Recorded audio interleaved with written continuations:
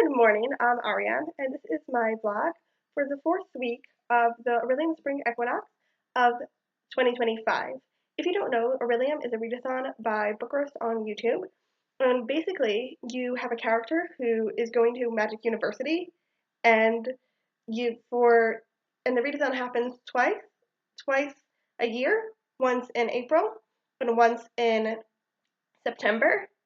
And according to the career your character is learning, they have different classes they need to take and a prompt for each class.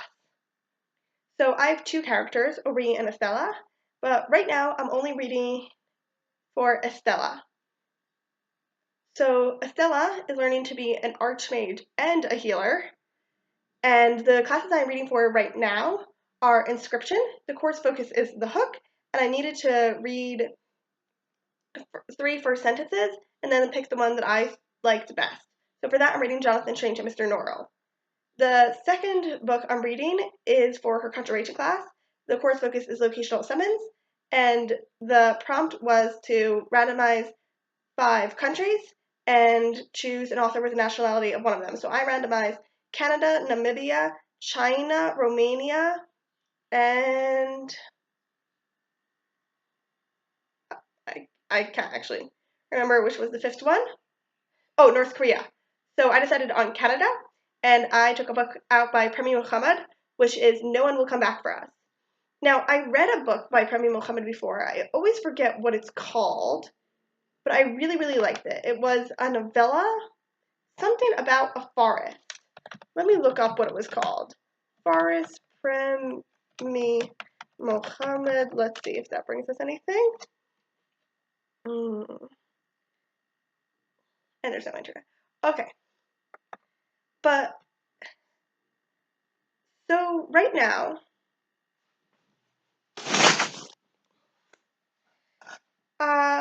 so No One Will Come Back for Us is a collection of short stories. It said that they're dark fantasy and, like, horror. So far, they haven't really been that. They've been really sad, which as personally, like, it's fine to make a book sad, but personally, I don't want to pick up the book because it's making me depressed. And I am at page 100, nice, which is 34% of the way through. But my main problem with this book is not that I'm not enjoying the stories. I am. However, I feel like there's something missing. And I'm a person who really likes short stories. But I feel like there's something missing in all of these stories, except one, which I don't like for other reasons, which I can get into later. But one of the things I really liked about that forest story, I really need to look up what it was called, but was that even though the main character was doing something she really did not like and did not want to be doing, and she was doing it for people she doesn't like and helping people she hates, basically, we really understood her motivations and why she was doing this. And I feel like that's what's missing in basically all of the stories, except that one that I mentioned. I am missing the character motivations. Like, oh, it's called Butcher of the Forest by Premee Mohammed. But in No One Will Come Back for Us, I feel like I'm missing the character motivations. It's not even, like, I'm just like, I'm not understanding why characters are doing the things that they're doing. Hello. Hi. And another thing that I'm not enjoying is that she kind of has this random twist. And at the end of stories, so far it's happened twice, and I've read, I think, 5 stories. And again, because I'm missing the character motivations, these stories are very character focused. And because I'm missing the character motivations, I'm like, I get the twist, but I'm not like, but it's all intellectual. I'm not like, they don't really work for me. I also think twists in a short story are not really, you really have to work hard to make them work. Especially for me. I'm not, even though I really like short stories, I'm not a big twist enjoyer in short stories. Because, like, a short story, you have such a short space to set things up, and then to add a twist to it, and it's almost always at the end. If you add it in the middle, you don't really have time to explain it. If you add it at the end, I personally don't like it. I know there are lots of people who do, and that's why these short stories with twists at the end, I can think of a lot of short stories with twists at the end that I personally haven't liked because I don't really like twists. They've gotten really popular, won awards and all that, but personally it's not my thing. And now, quickly, before I go on to compliment this book, I'll mention just the short story I didn't like, which I liked it, but I didn't like the time it was set. So it was an instruction manual for British soldiers coming into occupied France during World War II. And the kind of twist was, this isn't spoilers because it's from the beginning, that the Germans are zombies. And I thought the story was well written. I thought it was kind of funny. However, I do not think World War II was the right war, and it was definitely set in World War II. Like, she made it very clear it was set in World War II. I do not think World War II was the correct war to have the enemy is the zombies thing. World War One, absolutely. The awful, the awful thing of all the Germans and Austrians all going to, especially the Germans, because the Austrians at least had like a colonizer stake in this, but the Germans didn't even have any stake in this, and they just were like, let's trample over everything.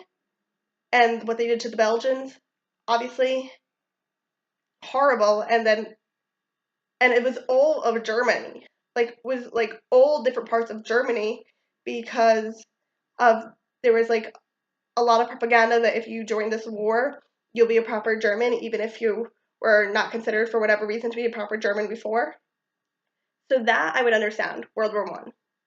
But World War Two, where the Germans had a very clear goal of what they wanted to do, and that was to exterminate the Jews, that doesn't really match up with the zombies. Zombies are mindless. That's the whole point. They just want to eat your brains, but they don't have minds of their own. So I feel like she should have just moved it back a war. And I would have, I think it does not fit World War II, but whatever. And that's not to say I'm not enjoying the stories, because I am,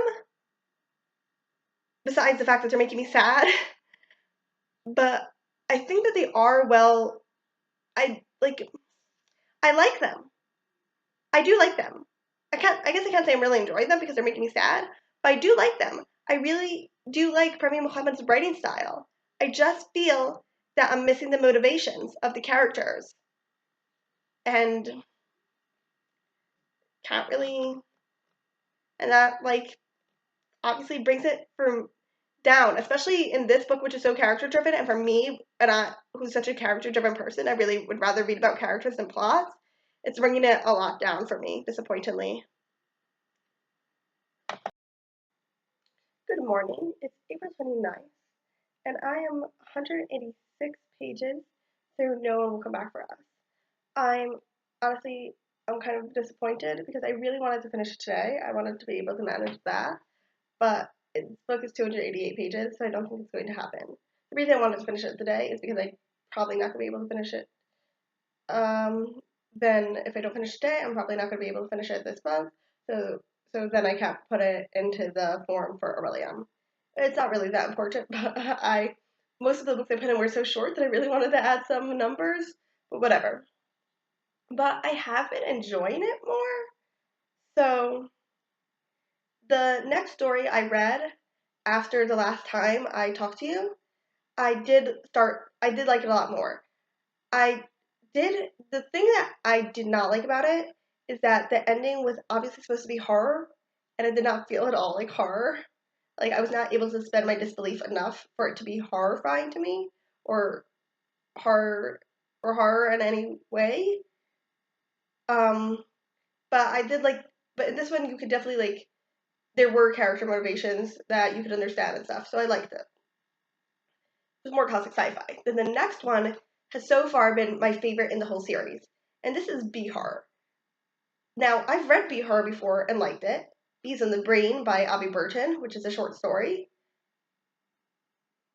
But it's not specifically Be Her I like, I think. I think I used to think that I also like mushroom horror, but I don't think it's specifically mushroom horror, Be Horror, etc. that I like. I like it when there's a specific category of horror that has to do with nature. When you're just like, oh, bug horror, then then it can be very vague. Either it's like it will be big bugs trying to eat you or little bugs skittering everywhere, but it's all kind of vague and stuff. And the same thing for plant horror, etc.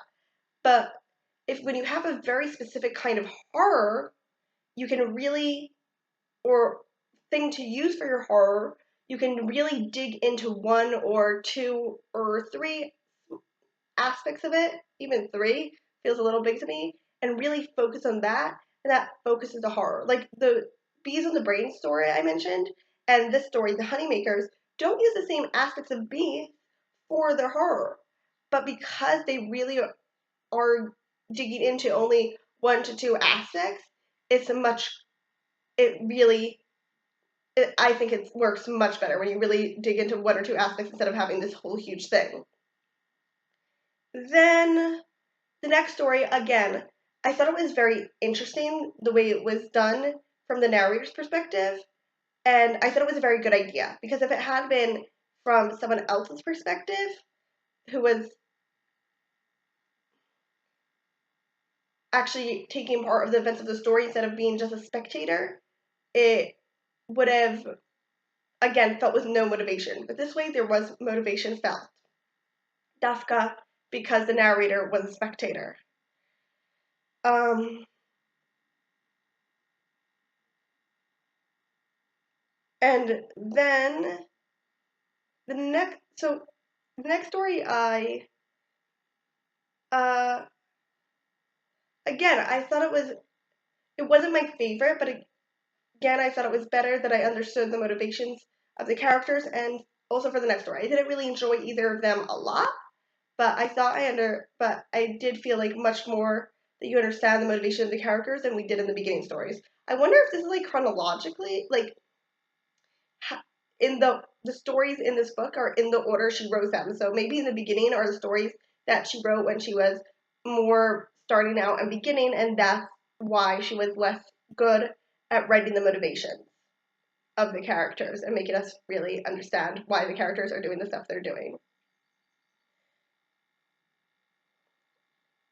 It's a theory. Anyways, this book does have a lot of Lovecraftian and God stuff, but generally not in the way you expect. There are some stories where it's in the way you expect, but in general, she makes them kind of like little things. Like when you imagine Lovecraftian gods, you imagine like this huge monster thing that is so huge that it's unknowable, that it cannot be understood by the human mind, at least in my opinion. And she's using like instead like these little small things that you wouldn't really think of, and then making them into stuff that really influence the world. The most concrete example I have is in the last uh, story. The gods were masked, and then and obviously we can all understand that math is something that we don't really think about, but it can really influence the way it could really influence the world because if you look at physics, they would say that math, even chemistry, honestly, right? Atoms are technically part of chemistry, also part of physics, and they're like math that is really literally our world.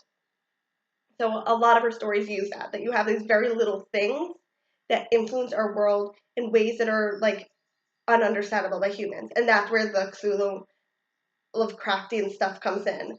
From not from the hugeness of the gods so that they're ununderstandable by humans, but by the way that they influence the world is so big that it's ununderstandable by humans. Not sure I like it. I'm not sure how into it I am. I feel like I should be more into it than I am, but I think it's a really interesting idea. Hi. Right now it's April 1st, but I actually managed to finish No One Will Come Back for Us by Premee Mohammed on the last day I was talking with you, which I believe was April 29th. And honestly, I have to say I'm disappointed. Well, I do feel that most of the stories were better, except for one, which was like so morally annoying, like telling me what to think. But so I realized when I was somewhat over halfway through that a lot of the stories are connected and are even sequels to earlier stories. Now the problem is that not all the stories were in the same world. So I was kept in like trying to have to figure out which stories are in the same world, which aren't, and it was really taking me away from what was actually happening in the stories. It's also super annoying because it's something that could be like fixed by, it's a major thing that could be fixed by a little tiny thing.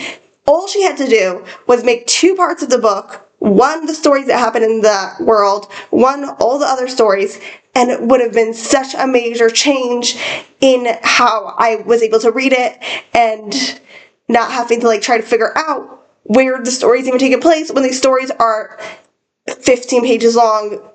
Like, I don't mind a lot of world building at the beginning of a fantasy book, but those are series. I do mind it when I'm trying to figure out what exactly the world is happening in and the story's 15 pages long. And yeah, it's really annoying me because it's something that, like I said, it's something that is so big, it changes the reading experience so much, but can be fixed by something so small. And now, so I was able to enter that into the form for Orilium, but that is, the official Orilium month is over now, but I still have a few books left, as I do always, because I gave myself a crazy amount of books left to read, so I am still going to be continuing to read them, and hopefully continue to read them, and hopefully continue to do this video series. So I will probably see you on Saturday night with my update on Jonathan Strange, Mr. Norrell and Jonathan Strange. I always want to say Mr. Hyde and Doctor Strange because, you know. And then the other books I have left to read are Passage West by Rishi Reddy, The Apple Tree Throne by Premee Mohammed, and The Monster of Elendhaven by Jennifer Giesrecht. So it is May 3rd, and I have an update on Jonathan Strange and Mr. Norrell. I did read less than I would have liked. I'm up to page 614 right now, but which is not bad, it's just slightly less than I would have liked. I don't really have much to say.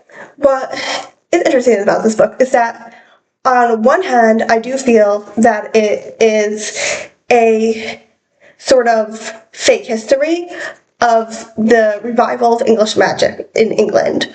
And that is what it seems to be on one hand. On the other hand, there are a lot of hints that are tending towards that at the end, there's going to be this plot. It seems that the plot is only going to be at the very end. Now, right now I'm not minding, even though I've read less than I would have liked.